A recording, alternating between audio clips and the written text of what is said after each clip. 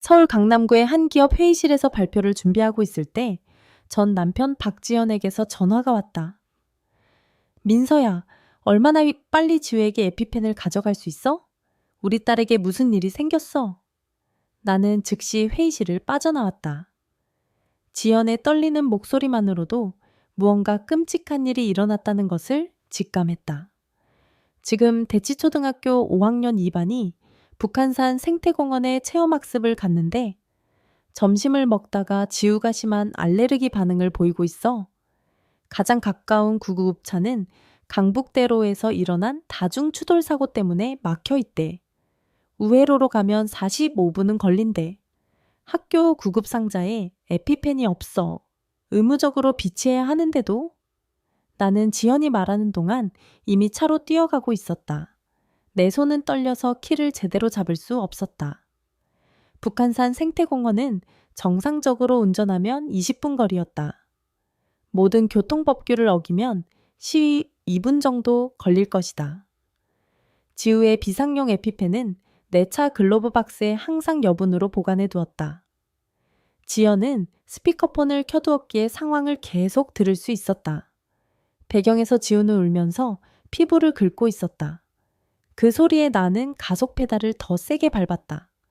원숭이 놀이대에서 팔이 부러졌을 때도, 자전거에서 떨어져 봉합이 필요했을 때도 그렇게 고통스러워하는 소리를 들어본 적이 없었다. 빨간 신호등을 무시하고 달리다 픽업트럭과 간발의 차로 충돌을 면했다. 지연은 다른 전화로 예르이육의 증상을 설명하고 있었다. 온몸에 두드러기가 퍼지고 있어요. 얼굴과 손이 부어오르고 있고 가려움이 너무 심해서 손톱으로 피가 날 정도로 긁고 있어요. 내비게이션에는 공원 주차장까지 10분이 남은 것으로 표시됐다. 하지만 생태 체험을 하는 초원까지는 험한 지형을 통과해야 하는 15분 정도의 하이킹이 필요했다. 총 25분이 더 필요한 상황. 그 사이 내 딸의 목구멍은 점점 닫혀가고 있을 것이다. 지연의 목소리가 더 당황한 것 같았다. 모든 게 흐릿하게 보인다고 해요. 제대로 볼 수 없대요. 이 점액 상태도 더디 나빠지고 있었다. 지연은 침착하려고 노력하며 지우의 코에서 분비물이 멈추지 않고 흘러나와 닦아내기도 힘든 상황을 설명했다. 마치 지우의 몸이 모든 가능한 경로를 통해 독소를 배출하려는 것처럼 보였다. 인솔교사는 모든 티슈와 냅킨을 다 사용하고 있다고 했다. 북한산 생태공원으로 가는 출구를 시속 100km로 달렸다. 타이어가 비명을 질렀지만 간신히 회전을 했다. 뒤에서 사이렌 소리가 들렸다. 누군가 내 위험한 운전을 신고했거나 아니면 지우에게 가는 구급차였을 것이다. 후자이기를 기도했다. 주차장이 앞에 나타났다. 나는 두 주차 공간에 걸쳐 옆으로 차를 세우고 땀에 젖은 손에 에피펜을 꽉 쥔 채 뛰어나갔다. 숨쉬기가 힘들어졌어. 상태가 점점 나빠지고 있어. 전화기를 통해 들리는 지연의 목소리가 멀고 작게 느껴졌다. 배경에서 지우의 쌕쌕거리는 소리가 들렸다. 다른 아이들도 울고 있었다. 친구가 괴로워하는 모습을 보고 겁을 먹은 것이다. 길이 갈라졌고 나는 초원으로 가는 왼쪽 길을 택했다. 내 셔츠는 땀으로 흠뻑 젖었다. 나뭇가지가 내 얼굴을 스쳐 따끔한 상처를 남겼지만 나는 속도를 늦추지 않았다. 지우가 숨을 쉴 수 없는 매초는 뇌 손상의 가능성을 의미했다. 나무 사이로 마침내 그들을 볼 수 있었다.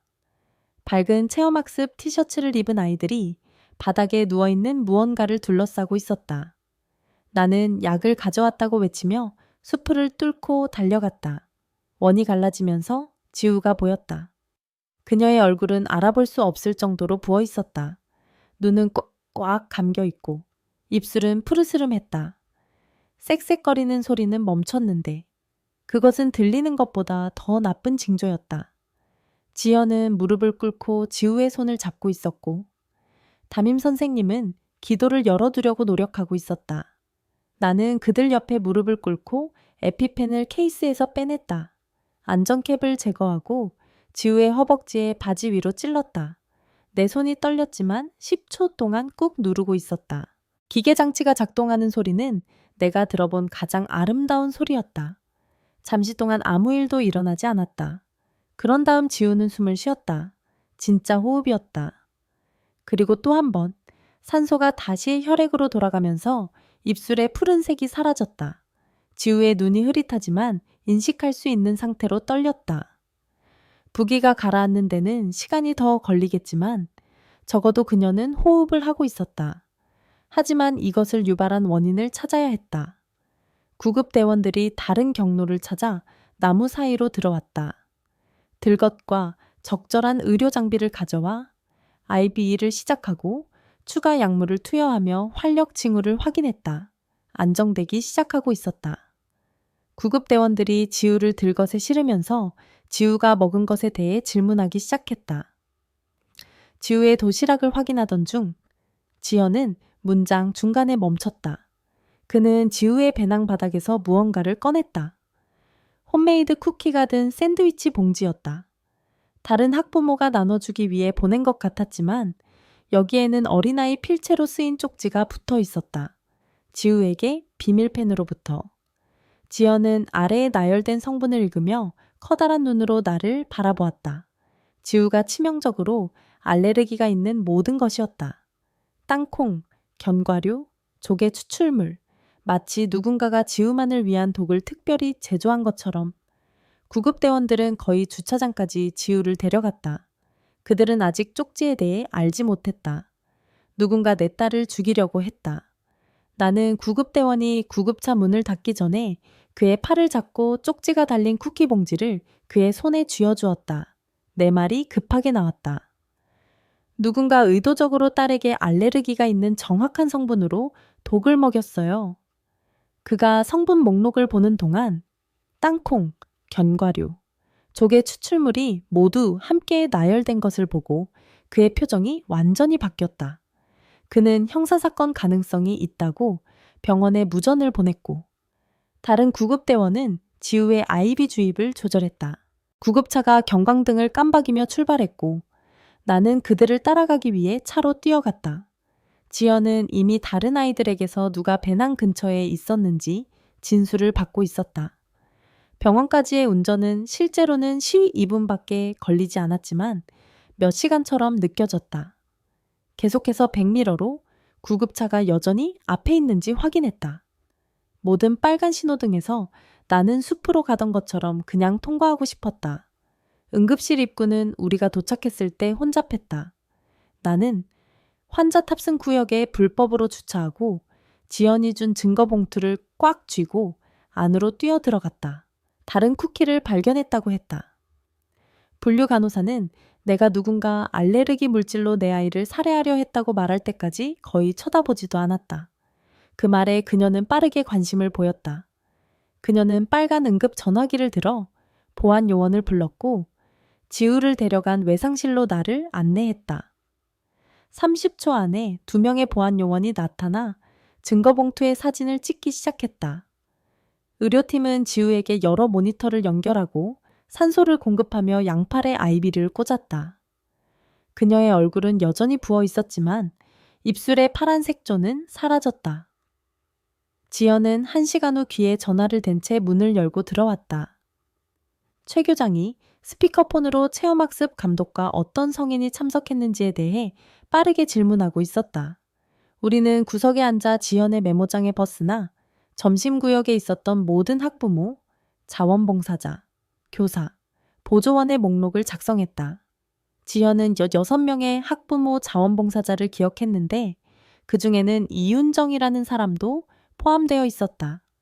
그녀는 교사들을 위해 직접 만든 간식을 가져왔다고 했다. 그날 아침 배낭을 버스에 실은 모든 사람을 추가하자 목록이 15명으로 늘어났다.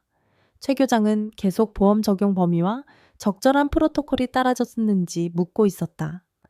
응급실 의사가 지우의 차트를 들고 와서 표정이 심각했다. 그는 지우의 아나필락시스가 15년 응급 의학 경력에서 본 가장 심각한 사례 중 하나라고 설명했다.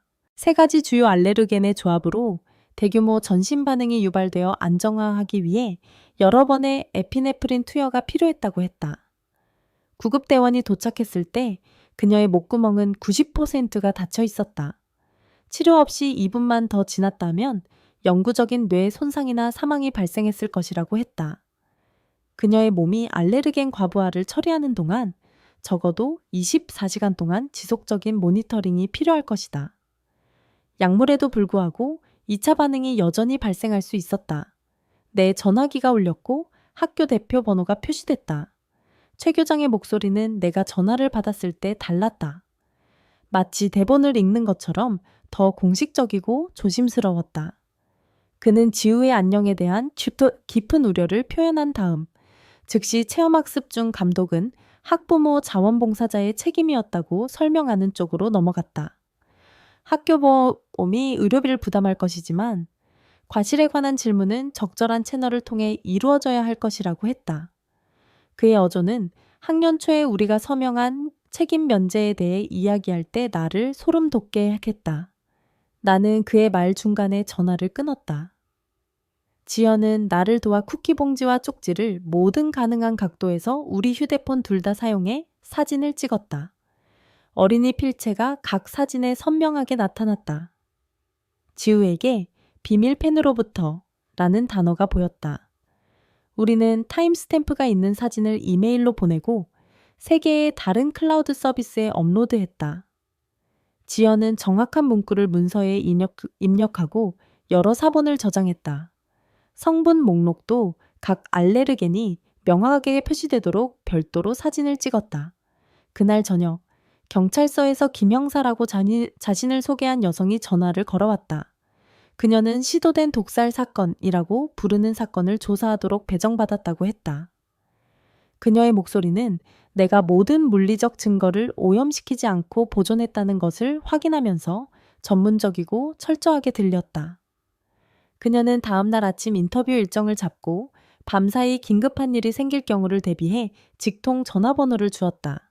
그녀는 아직 조사를 방해할 수 있는 어떤 것도 소셜미디어에 게시하지 말라고 요청했다. 학부모 자원봉사자 중 한 명인 민지영이 그날 밤 8시쯤 자신의 집에서 전화를 걸어왔다. 목소리가 떨리고 동요에 있었다.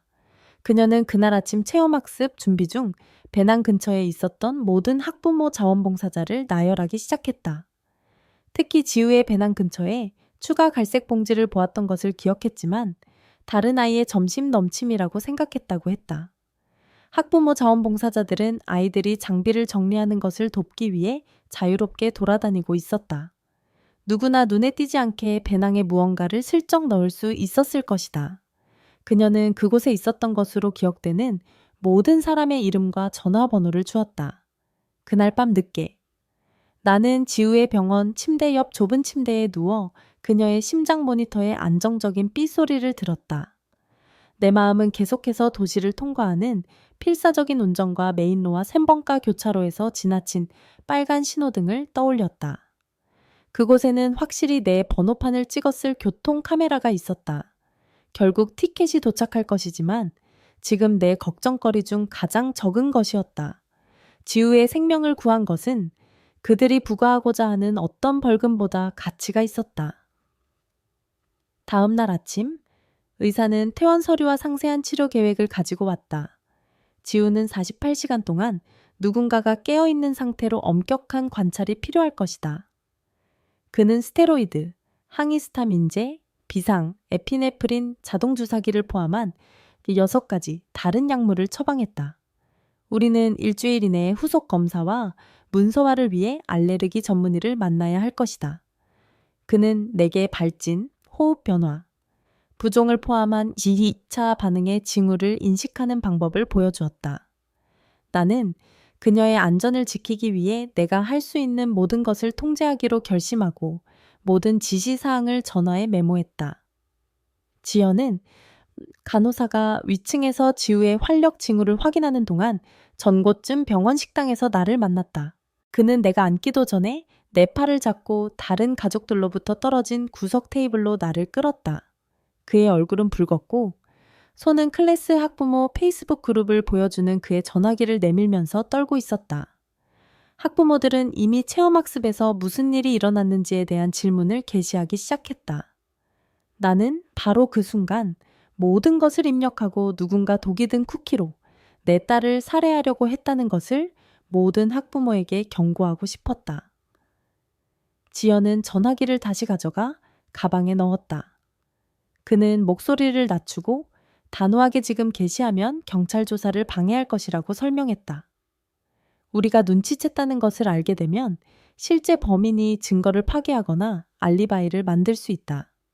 내 주먹은 너무 세게 쥐어 손톱이 손바닥을 파고들었다.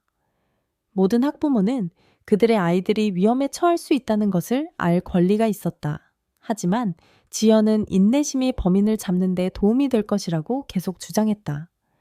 우리는 20분 동안 서로 양보 없이 의견을 주고받았다. 마침내 그는 그 사람을 겁주면 경찰이 사건을 구축하기 전에 도망가거나 변호사를 찾을 수도 있다고 지적했다. 나는 그것을 싫어했지만 기다리기로 동의했다. 그날 저녁, 김영사는 평범한 옷을 입고 증거 키트를 가지고 병원에 도착했다. 그녀는 확고한 악수로 자신을 소개한 다음 즉시 모든 각도에서 쿠키 봉지 사진을 찍기 시작했다. 그녀는 라텍스 장갑을 끼고 조심스럽게 봉지와 쪽지를 별도의 증거 봉투에 넣어 각각 밀봉하고 라벨에 살해 번호를 적었다.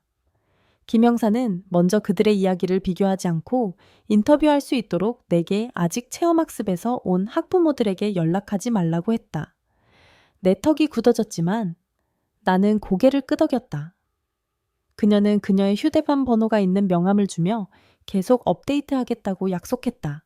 자정쯤. 나는 지우의 침대 옆 의자에서 졸다가 그녀의 손이 내 손을 꼭 쥐는 것을 느꼈다. 그녀의 눈은 간신히 열려 있었고 입술은 여전히 부어 있었지만 말하려고 노력하고 있었다. 나는 그녀가 소풍 지역에서 점심을 먹기 위해 멈췄을 때 배낭에 테이프로 붙어있는 쪽지를 발견했다고 속삭이는 것을 들으려고 가까이 다가갔다. 그녀는 학교에서 아무도 그런 식으로 그녀를 좋아하지 않았기 때문에 이상하다고 생각했던 것을 기억했다. 마른 부어오른 입을 통해 천천히 고통스럽게 나왔다. 그녀는 더 기억하려고 노력하며 눈을 감았지만 노력으로 인해 울기 시작했다. 나는 그녀의 머리카락을 쓰다듬으며 쉬라고 말했다. 다음 날 오후 우리는 마침내 약물이 가득 찬 비닐봉지와 함께 퇴원했다. 간호사는 각 병을 살펴보며 용량과 일정을 설명했다. 하루에 2번 스테로이드, 6시간마다 항히스타민제, 항상 가까이 두어야 하는 비상에피펜. 나는 전화기에 메모를 하고 각 약물 시간에 알람을 설정했다. 떠나기 전에 나는 이미 지연에게 우리 집에서 또 다른 반응을 유발할 수 있는 모든 것의 목록을 문자로 보냈다.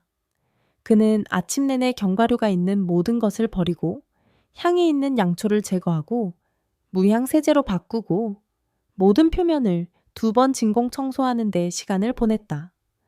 우리가 집에 도착했을 때 그는 지우의 침대를 새로운 저자극성 시트로 덮고 내가 집 어디서나 그녀를 지켜볼 수 있도록 아기 모니터를 설치했다. 그날 저녁, 내 전화기는 최 교장의 이메일로 울렸다. 제목은 어제 체험학습에 관한 중요한 메시지였다. 그의 메시지는 자연 산책 중 의료사고에 대한 세계의 기업 말투 단락이었다. 그는 학교가 조사를 하는 동안 추측을 피해달라고 학부모들에게 요청했다. 살인 시도나 구급 상자에 있어야 했던 에피펜에 대한 언급은 전혀 없었다. 마지막 줄은 내가 전화기를 던지고 싶게 했다. 우리는 모든 학생 안전 문제를 진지하게 받아들이며 우리의 프로토콜을 검토하고 있습니다. 나는 그의 변호사가 모든 단어를 썼을 것이라는 메시지와 함께 지연에게 전달했다. 그는 즉시 전화해 그것이 순전히 피해 통제라는 데 동의했다. 지우가 잠든 후 나는 노트북을 열고 스프레드시트를 만들기 시작했다. 첫 번째 열은 지우의 알레르기에 대해 알고 있는 모든 사람이었다. 목록은 빠르게 늘어났다. 담임교사, 학교 간호사, 교장, 의료 양식이 있는 사무실 직원, 알레르기 경고가 파일에 있는 급식 종사자들. 그런 다음 지우가 먹을 수 없는 모든 것을 상세히 설명하는 그녀의 오검사 지원 계획을 기억했다. 내 손가락은 키보드 위에서 얼어붙었다. 그 문서에는 땅콩, 견과류, 조개류 및 6가지 다른 알레르겐이 자세한 반응 설명과 함께 나열되어 있었다. 학생 기록에 접근할 수 있는 사람은 누구나 정확히 어떤 것이 그녀를 해칠 수 있는지 알 수 있었다. 스프레드시트는 학부모 자원봉사자, 대체교사, 지역 직원을 추가하면서 3페이지로 늘어났다. 다음 날 아침, 나는 학교에 전화를 걸어 누가 오범사 계획에 접근할 수 있는지에 대해 최 교장과의 회의를 요구했다. 그의 비서는 그가 완전히 예약되어 있지만 다음 주에 나를 끼워 넣을 수 있을 거라고 말했다. 나는 긴급하다고 주장했다. 그녀는 나를 5분 동안 보류시킨 다음 돌아와서 그가 며칠 동안 지역 회의에 참석할 것이라고 말했다. 나는 전화를 끊고 즉시 48시간 이내에 회의를 요구하는 이메일을 작성했다. 한편 김 형사는 경찰서에서 민지영을 인터뷰하느라 바빴다. 민지영은 세션 사이에 문자로 업데이트를 보냈다. 그들은 학부모가 도착하여 체험학습 준비를 돕는 시간부터 구급차가 떠날 때까지 모든 분을 검토했다. 김 형사는 배낭 근처에 있었던 모든 성인의 이름과 전화번호를 원했다. 그녀는 점심 일정, 누가 아이들을 감독했는지, 그리고 특별히 지우를 지켜보는 것처럼 보이는 사람이 있었는지 물었다. 민지영은 경찰이 이런 일을 이렇게 심각하게 받아들이는 것을 본 적이 없다고 했다. 2명의 형사와 경위가 관여했다. 그날 밤 나는 참을 수 없어서 내 전화기로 학급 페이스북 그룹을 확인했다. 게시물은 수십 개의 이론으로 증식했다. 일부 학부모들은 잘못된 장난이라고 생각했다. 다른 사람들은 적절한 의료용품이 없는 것에 대해 학교를 비난했다. 몇몇은 요즘 음식 알레르기가 과장되고 있다고 게시했다. 그런 다음 내가 거의 알지 못하는 이영주라는 엄마에게서 개인 메시지를 보았다. 그녀의 메시지는 짧았지만 내 맥박을 빠르게 했다. 자원봉사자 신원 조회에 대해 전화해 주세요. 공개적으로 게시하기에 안전하지 않습니다. 나는 아침에 전화하기 위해 그녀의 번호를 저장했다. 2일 후 알레르기 전문의 사무실에서 전화가 와서 취소가 있어 즉시 우리를 볼 수 있다고 했다. 우리는 여전히 약하지만 스스로 걸을 수 있는 지우와 함께 그곳으로 직행했다. 알레르기 전문의는 새로운 검사를 실시하고 우리가 이미 알고 있는 것을 확인했다. 지우의 반응은 생명을 위협하며 각 노출마다 악화되고 있었다. 그녀는 더 나은 프로토콜을 요구하고 누락된 에피펜이 치명적일 수 있다고 명시한 3페이지 편지를 학교에 보냈다. 그녀는 아나필락시스가 몇 분 안에 사망할 수 있다고 설명하면서 전문적이지만 분명히 격분했다. 편지는 잠긴 약물 보관, 의무훈련, 모든 건물에 백업 에피펜을 포함하여 학교가 변경해야 할 사항을 정확히 명시했다. 그녀는 나중에 전문가 증언이 필요한 경우를 대비하여 우리 지역, 그리고 그녀 자신의 파일에 사본을 만들었다. 3일 후, 나는 마침내 지역 사무실의 지역 뉴스 카메라와 함께 나타날 것이라고 위협한 후 최 교장과의 회의를 갖게 되었다. 그의 사무실은 내가 그의 책상 맞은편에 앉아 그가 눈 접촉을 피하기 위해 서류를 정리하는 것을 지켜보는 동안 오래된 커피와 프린터 토너 냄새가 났다. 그는 손이 커피 머그컵과 학교 마스코트 모양의 스트레스 볼 사이를 불안하게 움직이면서 개인정보보호법과 진행 중인 조사에 대한 같은 대사를 반복했다. 나는 지우의 의료 기록에 누가 접근할 수 있는지 더 강하게 물었지만 그는 그저 고개를 흔들며 경찰이 일을 마칠 때까지 기다리라고 제안했다. 그의 비서가 문을 두드리고 들어와 더 많은 파일을 가져왔다. 최 교장이 날카로운 시선으로 그녀를 제지하기 전에 그녀는 지난주 보안 영상을 가져오는 것에 대해 뭔가를 언급했다. 나는 그의 사무실을 떠나면서 도착했을 때보다 더 좌절한 채로 그 카메라에 대한 정신적 메모를 했다. 김 형사는 그날 오후 내가 방금 알게 된 영상에 대한 자신의 나쁜 소식을 가지고 전화했다. 학교에 복도 카메라는 접근하기 위해 3개의 다른 부서의 승인이 필요한 지역 서버로 연결되어 있었다. 그녀는 서류 작업을 시작했지만 모든 관료적 절차를 통과하는 데 몇 주가 걸릴 수 있다고 경고했다. 형사는 내가 느끼는 것만큼 짜증이 난 것처럼 들렸다. 한 부서는 법적 검토가 필요하고, 다른 부서는 IT 승인이 필요하며, 세 번째 부서는 보관 연속성 프로토콜을 확인해야 한다고 설명했다. 그날 밤, 나는 지우가 위층에서 자는 동안 부엌 테이블에 앉아 노트북으로 정보자유법 요청서 초안을 작성했다. 온라인에서 찾은 템플릿은 지난 6개월 동안의 학생 의료기록 접근 로그를 포함하여 내가 원하는 것을 정확히 나열하는 데 도움이 되었다. 나는 알레르기 관리에 대한 직원 교육 문서와 지우의 수용에 대한 언급이 있는 이메일에 대한 요청을 추가했다. 최 교장의 방해 공작에 대해 생각하면서 내 손가락은 더 빨리 타자를 치기 시작했다. 나는 보안 영상 보관 정책과 카메라 배치 지도에 대한 요청을 추가했다. 지연은 내가 정보자유법 요청을 제출한 후 다음 저녁에 왔고 내 접근 방식에 대해 우리의 첫 번째 진짜 싸움을 했다. 그는 내가 너무 강하게 밀어붙이고 있으며 김 형사가 구축하고 있는 형사사건을 망칠 수 있다고 말하며 내 거실을 서성거렸다. 나는 기다린다는 것은 이것을 한 사람이 증거를 파괴하거나 다른 아이를 해칠 수 있다는 것을 의미한다고 반박했다. 우리는 목소리를 높이며 1시간 동안 의견을 주고받다가 결국 둘 다 지쳐서 앉아 우리가 다른 방법을 통해 같은 것을 원한다는 데 동의했다. 그는 떠나기 전에 나를 안아주며 그가 결과에 대해 걱정하더라도 내가 무언가를 해야 할 필요성을 이해한다고 말했다. 다음 날 아침, 나는 누락된 에피펜 포털에 대해 지역의 정식 불만을 제기했다. 자동응답은 3영업일 이내에 승인을 약속하고 30일 이내에 해결을 약속했다.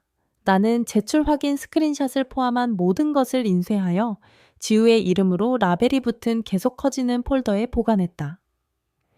김 형사는 이틀 후 범죄 연구실에서 쿠키 봉지와 쪽지를 처리했다고 전화했다.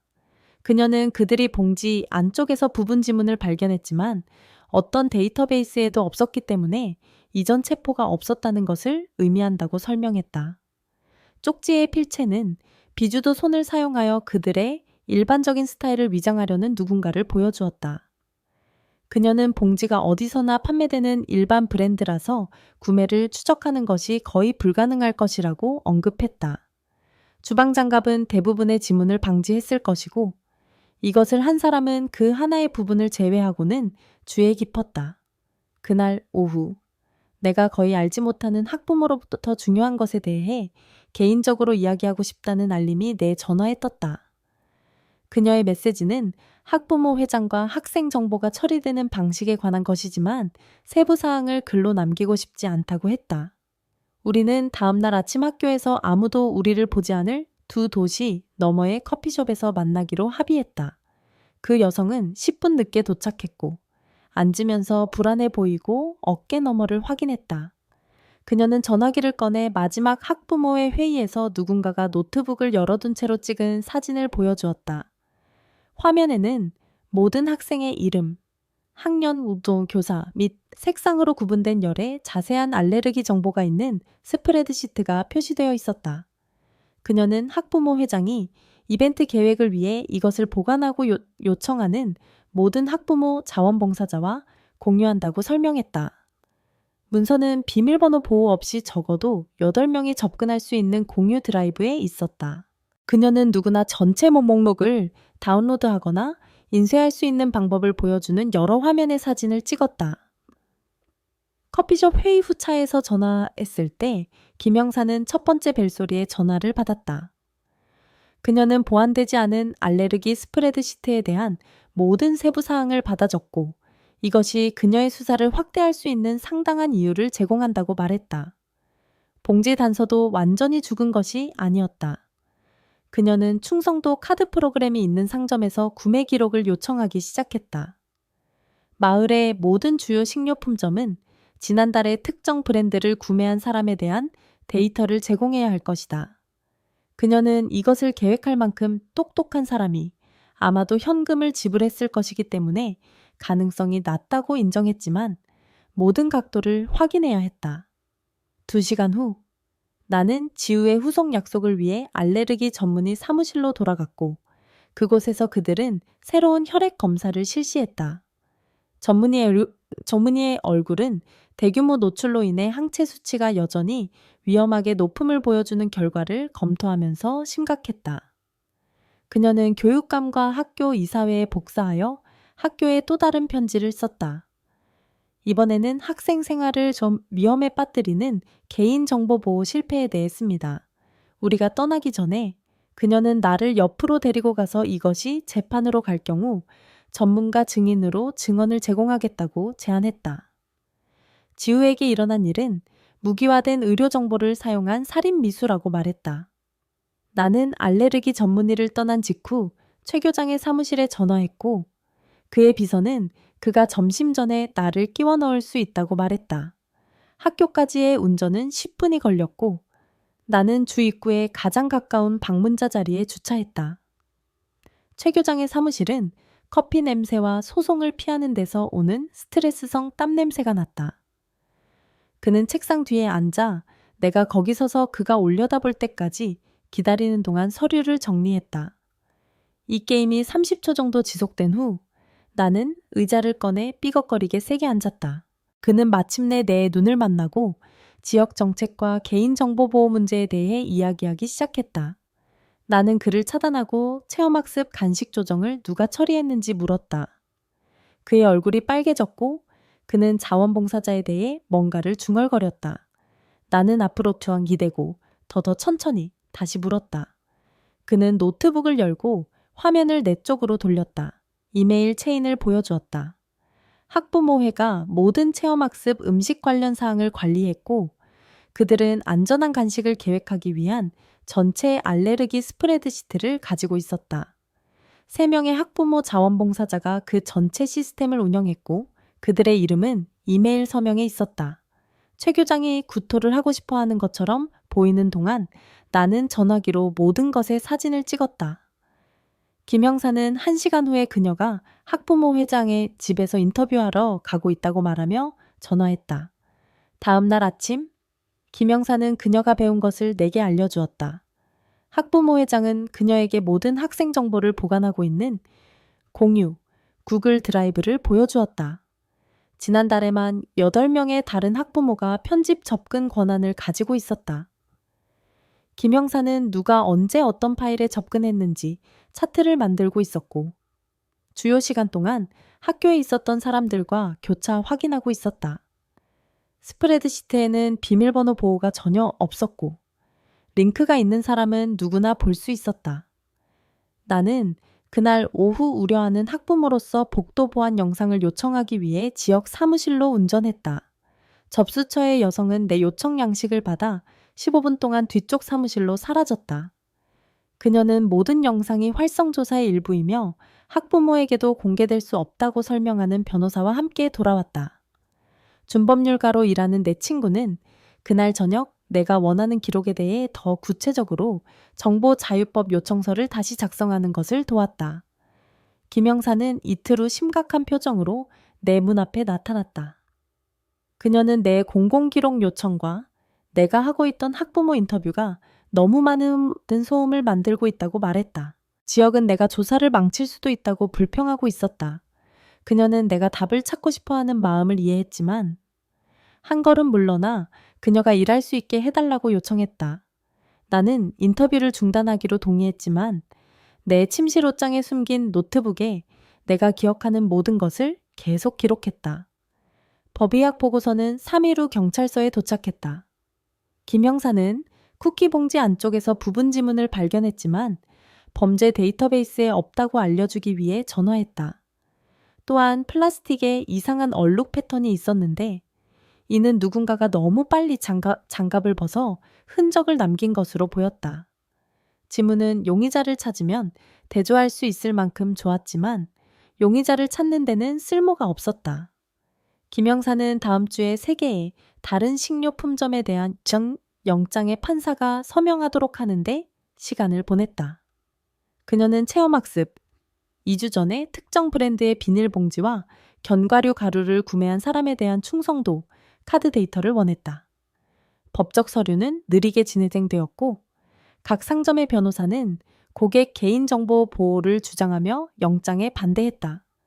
판사는 김형사 편을 들었지만 실제 데이터를 얻는 데는 여전히 영원히 걸렸다. 지영과 나는 다음 화요일 저녁에 지역이 소집한 긴급 학교 안전회의에 참석했다. 강당은 알레르기 논쟁의 양쪽에 있는 화가 난 학부모들로 가득 찼다. 한 아버지가 일어나서 아이들은 강해져야 하고 세상의 모든 것을 버블랩으로 감싸주기를 기대해서는 안 된다고 말했다. 알레르기가 있는 아들을 둔 한 엄마가 생명과 죽음의 상황에 대해 소리치기 시작했다. 전체 방은 사람들이 손가락을 가리키고 서로를 헬리콥터 부모나 아이 위험에 빠뜨리는 사람이라고 부르면서 소리치는 싸움으로 폭발했다. 교장은 상황을 진정시키기 위해 보안을 불러야 했다. 교육감은 누군가가 다시 논쟁을 시작하기 전에 마이크를 잡고 새로운 정책을 발표했다.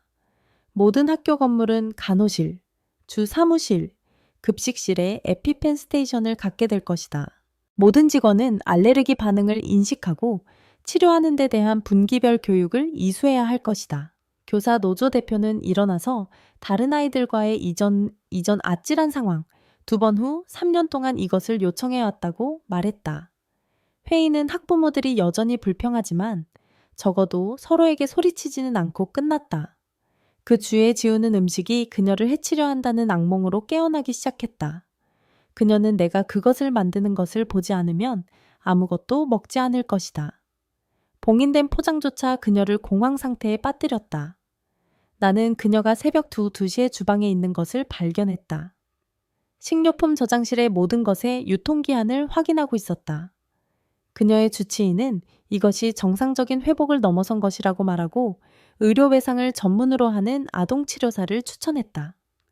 치료사의 첫 번째 가능한 약속은 2주 후였지만 그녀는 우리를 취소 목록에 올렸다. 김 형사는 금요일 오후에 다른 목소리로 전화를 걸어왔다. 흥분되지만 전문적으로 유지하려고 노력하는 충성도 카드 데이터가 마침내 통과되어 큰 것을 보여주었다. 이윤정이라는 여성이 체험학습 3일 전에 아몬드 가루, 캐슈 가루 및 정확한 브랜드의 샌드위치 봉투를 구입했다.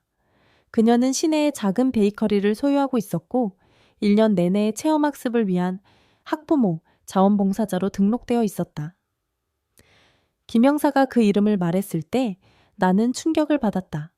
이윤정, 나는 그 이름을 알았다. 내 손이 기억이 홍수처럼 밀려오면서 떨리기 시작했다. 작년 9월 학부모회 회의에서 나는 일어나 학교가 이윤정의 케이터링 회사를 계속 고용하는 이유에 대해 물었다. 그녀는 알레르기 안전 옵션을 만들기를 거부했다. 그녀는 내 불만 후 계약을 이르렀다. 학교 행사에서 안정적인 수입에서 수백만 원을 잃었다. 퍼즐 조각이 내 뇌에서 너무 빨리 맞추어져 어지러워졌다. 이윤정은 내가 이사회 지우의 특정 알레르기를 설명했을 때 회의실에 바로 거기에 서 있었다. 그녀는 내 딸을 죽일 수 있는 모든 것을 나열하는 것을 들었다. 땅콩, 견과류, 조개류, 그 쿠키에 있는 드는 정확한 성분들. 나는 학부모 회장이 내 안전 우려에 동의했을 때 그녀의 얼굴이 빨개지는 것을 기억했다. 그들이 새 캐릭터를 찾기로 투표했을 때 그녀의 손이 주먹으로 쥐어져 있었다. 그녀가 그 회의에서 나가면서 나를 바라본 방식, 그 눈에 담긴 순수한 증오, 당시에는 그녀가 단지 사업을 이루는 것에 대해 화가 난 것이라고 생각했다. 이제 나는 그것이 훨씬 더 나쁜 것이라는 것을 깨달았다. 그녀는 이것을 계획하고 있었다. 내 아이를 해칠 만큼 가까이 접근할 기회를 기다리고 있었다. 그녀의 자원봉사자 접근을 이용하고 있었다. 내 다리가 힘을 잃었고 나는 부엌 바닥에 앉아야 했다. 지연은 우리를 확인하러 왔을 때 20분 후 나를 그곳에서 발견했다. 나는 그에게 이윤정에 대한 김 형사의 문자를 보여주었고 그의 얼굴이 창백해지는 것을 지켜보았다. 그도 그 학부모의 회의를 기억했다. 이윤정이 일어나 내 기억에 지금 새겨진 정확한 말을 했던 것을 기억했다. 이 알레르기 부모들은 자신들의 요구로 소규모 사업을 파괴하고 있습니다. 아이들은 세계가 그들에게 맞춰주기를 기대하는 대신 강해져야 합니다. 그녀는 내가 모든 단어를 들을 수 있도록 나를 똑바로 바라보며 말했다. 그것을 개인적으로 만들었다. 김영사는 2시간 후 업데이트로 다시 전화했다. 그녀는 방금 시내 이윤정의 베이커리에서 그녀를 인터뷰하는 것을 마쳤다. 그 여자는 모든 것을 부인하고 그녀가 헬리콥터 부모들에 맞서 나서서 표적이 되었다고 주장했다. 그녀는 전체가 마녀 사냥이라고 말했다. 모든 아이가 정말로 알레르기가 있는지 아니면 부모들이 단지 관심을 원하는 것인지에 대해 의문을 제기했기 때문에 경찰이 살인 미수에 대해 그녀를 신문하고 있음에도 불구하고 그녀는 자신의 경멸을 숨길 수 없었다. 김영사는 이윤정의 알레르기는 가짜이고 나 같은 부모들이 한국을 망치고 있다고 계속 주장했다고 말했다. 형사의 목소리는 그들이 체포를 위한 더 많은 증거가 필요하다고 설명하면서 지쳐 보였다. 충성도 카드 데이터는 구매를 보여주었지만 그것만으로는 충분하지 않았다. 많은 사람들이 그 성분들을 구매한다. 그들은 그녀를 지우의 배낭에 있는 쿠키와 직접 연결하는 무언가가 필요했다.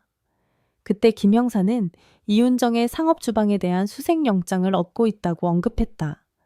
판사는 구매 기록과 우리 가족과의 문서화된 역사를 바탕으로 그날 오후 그것에 서명했다. 김 형사는 이윤정이 괴롭힘에 대해 소리치고 그녀의 변호사를 부르는 동안 다음날 아침 법의학팀을 베이커리로 데려갔다. 그들은 이윤정이 그녀의 주방에 견과류가 없다고 주장했음에도 불구하고 장비 전체에 견과류 잔류물을 발견했다. 그녀의 준비 카운터에 있는 성분 목록은 쿠키와 정확히 일치했다. 체험학습 3일 전에 그녀가 구매한 것과 동일한 브랜드의 아몬드 가루와 캐슈 가루. 이윤정은 계속해서 그녀가 많은 고객을 위해 많은 제품을 만든다고 말했다. 잔류물이 몇 달 전부터 있었다고 주장했다. 그 성분들을 누구나 가질 수 있다고 말했지만 김 형사는 그것을 믿지 않았다. 그녀는 모든 것을 증거로 봉인하여 주 연구실로 검사를 위해 보냈다. 형사는 또한 쿠키 봉지의 쪽지를 필적 분석계에게 가져갔다. 누군가 이윤정의 아이들 인스타그램 계정을 발견했는데 거기서 그녀는 학교 공예 프로젝트 사진을 게시했다. 분석가는 그 프로젝트의 필체를 쪽지와 비교했다. 특정 글자가 형성된 방식, 소문자 아가 작은 꼬리를 가진 방식, 대문자 F와 지우가 위에서 휘는 방식 등 유사점이 있었다. 하지만 필적 분석은 정확한 과학이 아니었다. 전문가는 같은 사람이 둘 다 썼을 가능성이 있다고만 말할 수 있었다. 법정에서는 충분하지 않지만 퍼즐의 또 다른 조각이었다. 김 형사는 계속 파고들었고 그때 그녀는 이메일을 발견했다. 체험학습 2주 전. 이윤정은 학부모 회장에게 모든 학생의 완전한 알레르기 목록을 요청하는 이메일을 보냈다. 그녀는 모든 사람이 즐길 수 있는 포용적인 레시피라고 불렀던 것을 개발하고 싶다고 주장했다. 학부모 회장은 그녀가 도움을 주려고 한다고 생각하여 스프레드시트를 보냈다. 대신 그녀는 그것을 내 딸을 향한 완벽한 무기를 만드는 데 사용했다. 계획성은 흑백으로 바로 거기에 있었다. 그녀는 이것을 2주 동안 계획해왔다. 정확히 지우를 가장 해칠 수 있는 것을 연구하고 있었다. 지연은 그날 밤 와서 김 형사가 공유한 모든 것의 출력물에 둘러싸인 나를 발견했다. 나는 이윤정의 사업, 그녀의 소셜미디어, 사건을 도울 수 있는 어떤 것이든 연구하면서 몇억 시간 동안 잠을 자지 않았다. 지현은 내 맞은편에 앉아 우리가 이야기해야 한다고 말했다. 그는 나를 걱정하고 있었다. 나는 지우가 치유되는 것을 돕는데 집중하는 대신 분노의 자신을 잃고 있다고 말했다. 우리는 내 거실에서 바로 거기서 우리의 최악의 싸움을 시작했다. 나는 계속해서 이윤정이 그녀가 한 일에 대해 대가를 치러야 한다고 말했다. 지연은 계속해서 지우는 그녀의 엄마가 현재하고 안정적이어야 하며 복수에 사로잡히지 않아야 한다고 말했다. 우리는 둘 다 울고 소리를 지르고 있었다. 그는 옳았다. 나는 내 분노가 모든 것을 지배하도록 내버려 두고 있었다. 거의 자지 않고 먹지 않고 이윤정에게 고통을 주는 방법에 대해 매분을 생각하면서 한편 지우는 악몽을 꾸고 있었고 내가 그녀의 곁에 있어 주기를 필요로 했다. 내 자신의 분노에 빠져있지 않고 다음 날 김 형사는 혐의에 대한 소식으로 전화했다. 강서우 검사가 사건을 검토하고 있었고 살인 미수와 무모한 위험 부담 사이에서 결정하려고 했다. 그 차이는 컸다. 살인 미수는 수십 년의 징역을 의미할 수 있었다. 무모한 위험 부담은 단지 보호 관찰만 될 수도 있었다. 강 검사는 살해 의도 대 피해 의도를 증명하는 것이 도전이라고 말했다. 그는 이윤정이 특별히 지우가 죽기를 원했다기보다는 아픈 것을 원했다는 증거가 더 필요했다. 김 형사는 좌절했지만 시스템이 이렇게 작동한다고 말했다. 한편 학교 지역은 자체 조사를 시작했다. 그들은 에피펜 실패에 대해 학교 간호사와 민지영을 모두 행정 검토 중에 배치했다. 민지영은 그녀가 단지 그녀가 배운 프로토콜을 따랐기 때문에 울면서 내게 전화했다. 그녀는 간호사가 항상 응급용품을 가지고 있다고 생각했다. 그녀가 직접 확인해야 한다는 것을 결코 알지 못했다. 노조 변호사들이 즉시 관여했다. 지역이 그들 자신의 시스템적 실패에 대한 희생양을 만들고 있다고 말했다. 모두가 서로를 가리키면서 엉망이 되고 있었다. 3일 후 지우를 구하기 위해 달려가는 도중 교통위반 티켓이 우편으로 도착했다. 빨간 신호등을 지났다는 이유로 45만 원. 교통카메라에서 내 차가 교차로를 질주하는 사진이 있었다. 법정 날짜는 6주 후로 설정되었다. 나는 그것을 열었을 때 실제로 웃었다. 기꺼이 10배를 지불했을 것이다. 그 신호등을 지난 것은 내 딸을 살게 한 귀중한 몇 분을 아낀 것이었다. 벌금의 가치가 있고 그 이상의 가치가 있었다. 2주 후 우리는 지우가 바닥에서 색깔 블록으로 작업하는 것을 지켜보면서 치료사 사무실에 앉아 있었다. 치료사는 20분 동안 체험학습에 대해 그녀에게 질문하고 있었을 때 지우는 갑자기 블록을 움직이는 것을 멈추고 올려다보았다. 그녀는 중요한 것을 기억했다. 쿠키가 든 쪽지는 그들이 그날 아침 버스에 탔을 때 이미 그녀의 배낭에 테이프로 붙어 있었다. 그녀는 옆주머니에 물병을 넣었을 때 그것을 보았지만 그것이 나에게서 온 것이라고 생각했다. 치료사는 지우가 학교에서 학부모들이 체험학습을 위해 아이들을 내려줄 때 아침 혼란 중에 이윤정이 그것을 거기에 두었어야 한다는 것을 의미하는 이것을 적었다. 그녀는 더 많은 질문을 했고 지우는 이윤정이 점심을 정리하는 것을 돕는 배낭구역 근처에 있는 것을 보았다고 기억했다. 치료사 세션에서 바로 그곳에서 이 정보를 김 형사에게 문자로 보내면서 내 손이 떨렸다. 김 형사는 1시간 내에 전화를 걸어 이것이 그녀가 정확히 필요로 하는 것이라고 말했다. 타임라인은 이제 명확한 계획성과 기회를 보여주었다. 그녀는 그날 오후 이윤정에 대한 체포영장을 얻고 있었다. 나는 저녁 식사 시간에 2대의 경찰차가 이윤정의 집으로 올라가는 것을 길 건너편 내 차에서 지켜보았다. 그들은 이웃들이 보기 시작하는 동안 문을 두드리고 기다렸다. 이윤정은 마치 요리를 하고 있었던 것처럼 앞치마를 입고 문을 열었다. 경찰관들은 그녀가 거기 서서 머리를 흔드는 동안 혐의를 설명했다. 그들은 그녀를 돌려 그녀의 현관에서 바로 그녀의 손목에 수갑을 채웠다. 그녀의 10대 아들은 현관에서 전화기로 모든 것을 촬영하고 있었다. 전체 이웃이 그들이 그녀를 순찰차 뒤에 태우는 것을 지켜보고 있었다. 아침까지. 체포는 우리 지역 페이스북 그룹 전체에 퍼져 있었다. 일부 학부모들은 그녀를 아이를 살해하려고 한 괴물이라고 불렀다. 다른 사람들은 그것이 아마도 사고였고 모든 사람이 항상 그렇듯이 알레르기에 대해 과잉 반응하고 있다고 말했다.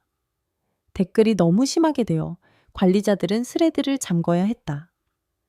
이윤정은 5천만 원의 6시간 이내에 보석금을 지불했다. 그녀의 베이커리는 직원들이 운영하면서 계속 열려 있었다.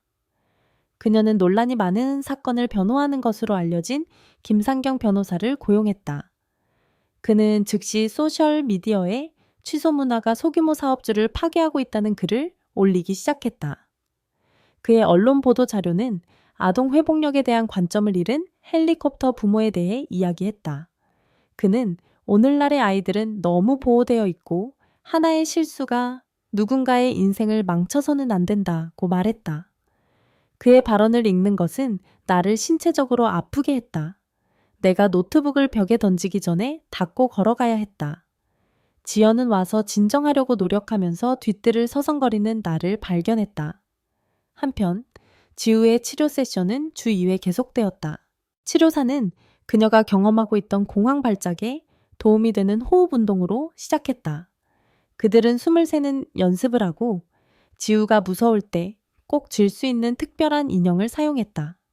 세 세션 후 그들은 음식 노출로 넘어갔다. 치료사는 먼저 지우에게 다른 음식의 그림을 보게 했다. 그런 다음 그들은 안전한 음식의 밀봉된 포장을 방으로 가져왔다. 지우는 호흡을 하면서 포장을 만지는 연습을 했다. 어느 날 치료사는 완전히 안전한 일반 크래커 패키지를 열었다. 지우의 전신이 그녀가 지켜보는 동안 떨고 있었다. 치료사는 그들이 괜찮다는 것을 보여주기 위해 먼저 하나를 먹었다. 그런 다음 그녀는 지우가 시도하고 싶은지 물었다. 지우가 크래커를 집어들 수 있기 전에 15분의 호흡 운동이 필요했다. 그녀의 손은 그녀가 거의 그것을 떨어뜨릴 정도로 너무 많이 떨고 있었다. 그녀는 가능한 가장 작은 한 입을 베어 먹고 즉시 울기 시작했다. 고통이 아닌 두려움 때문에. 나는 창문을 통해 지켜보고 있었고 내 얼굴에도 눈물이 흐르고 있었다. 그녀는 일어난 일 후에 다시 먹으려고 노력하는데 너무 용감했다. 각 세션이 조금씩 쉬워졌지만 진행은 느렸다.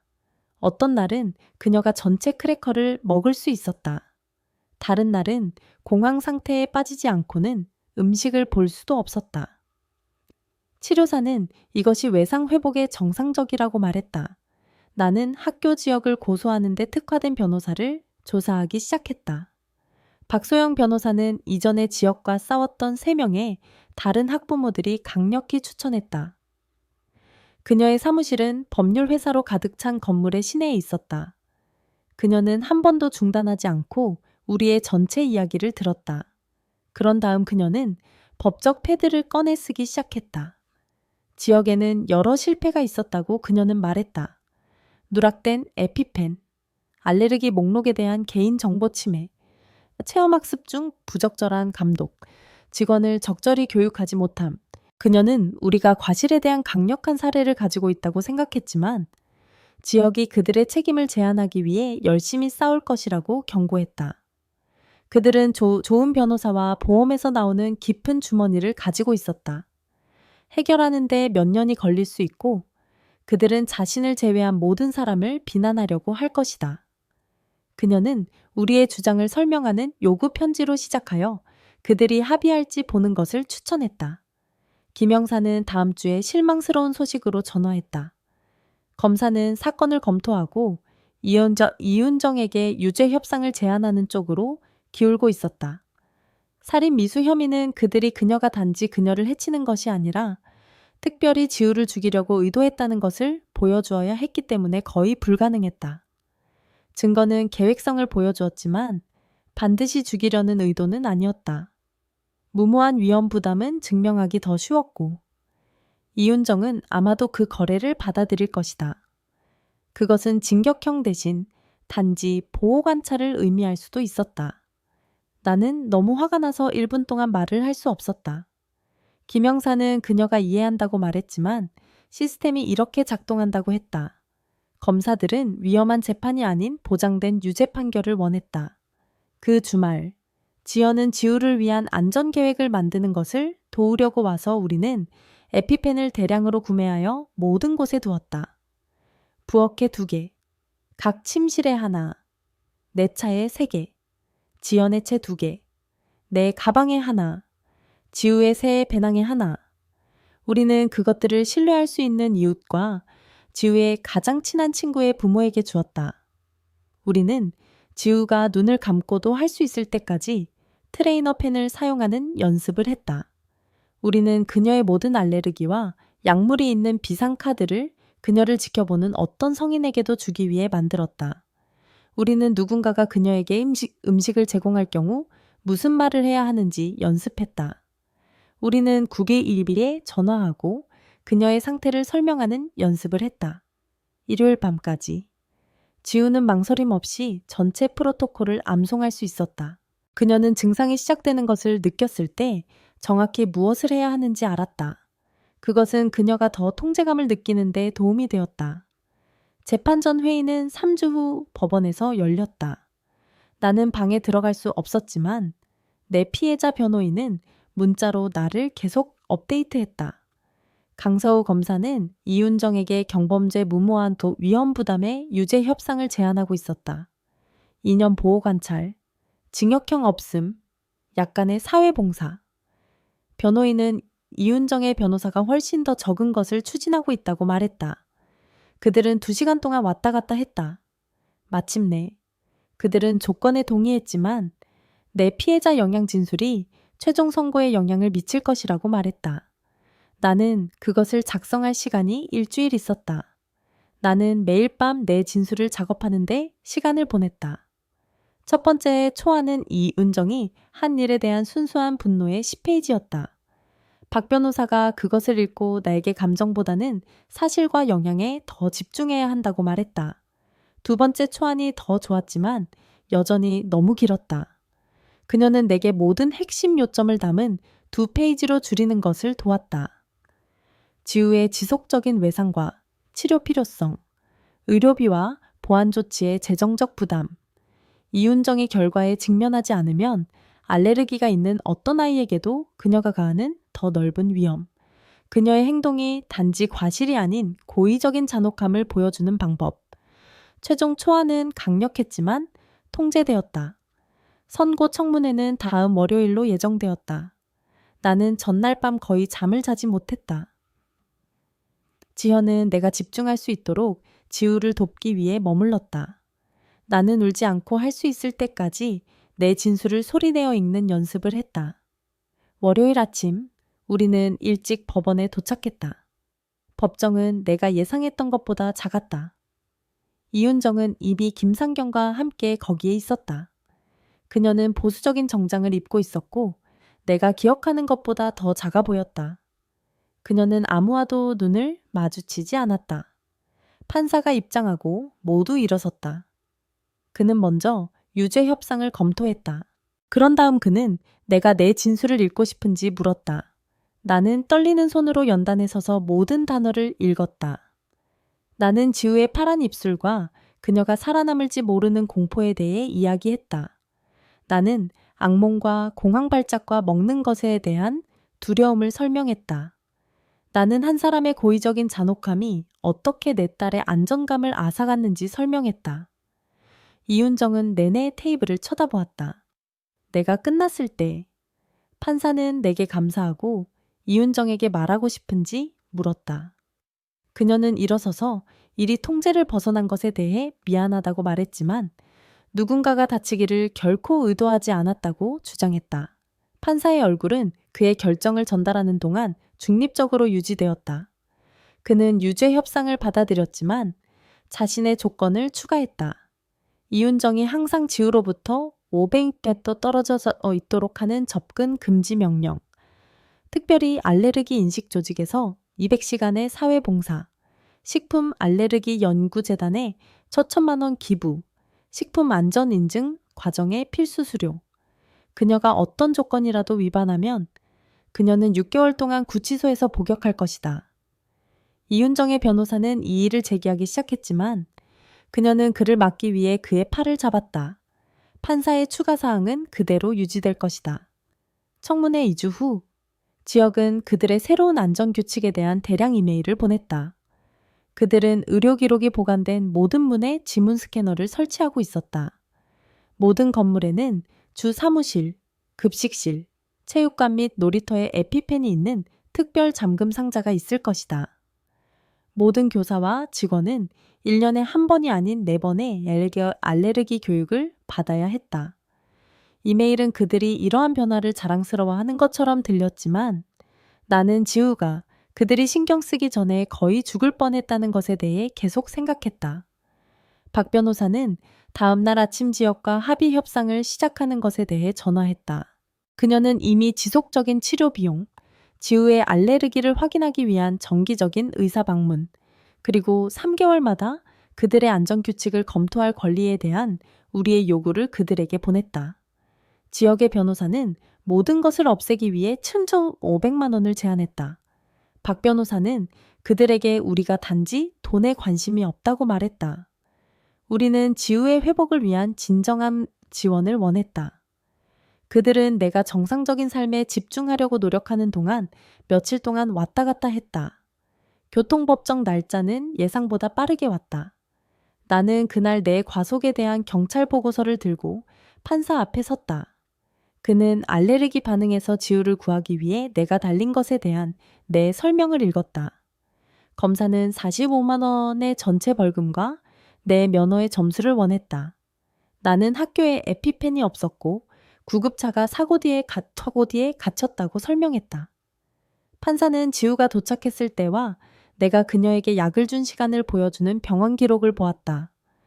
그는 벌금을 30만 원으로 줄이고 나에게 온라인 운전 안전 수업을 받게 했지만 내 면허의 점수는 없었다.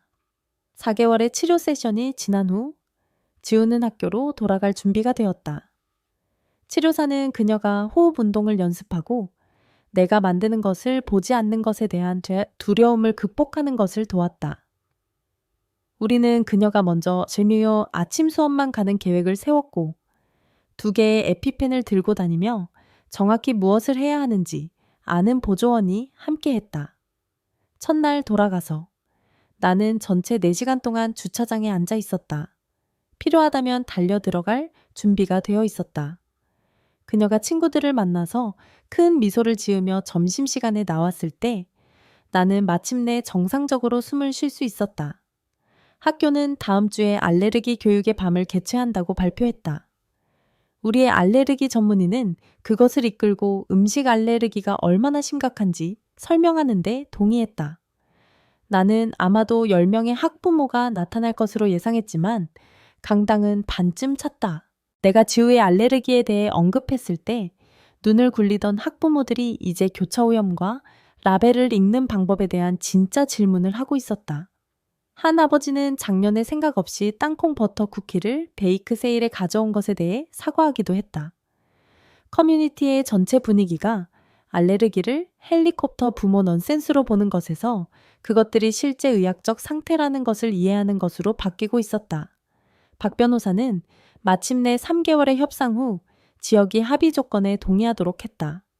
그들은 5천만 원을 지불하고 앞으로 10년 동안 지우의 치료를 부담할 것이다.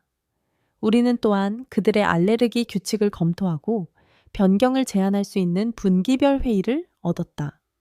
가장 중요하게 박 변호사는 우리가 일종의 침묵 계약에 서명하는 대신 일어난 일에 대해 여전히 공개적으로 이야기할 수 있도록 했다. 수표는 의료비에 도움이 될 것이지만 지속적인 지원이 더 중요했다.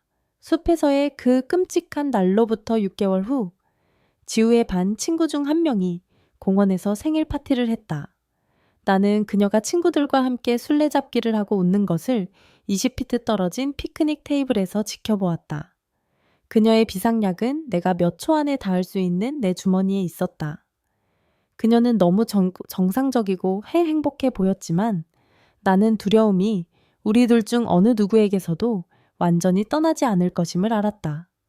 그녀의 눈에서 그 사로잡힌 표정 없이 뛰어다니는 것을 보는 것은 우리가 왜 그렇게 열심히 싸웠는지를 상기시켰다. 그녀는 거의 빼앗길 뻔했던 것에서 그녀의 어린 시절을 되찾았다. 우리가 그것을 잊을 수는 없을지라도 지역은 모든 것이 해결된 후 그들의 새로운 학부모 안전위원회에 합류하도록 내게 요청했다.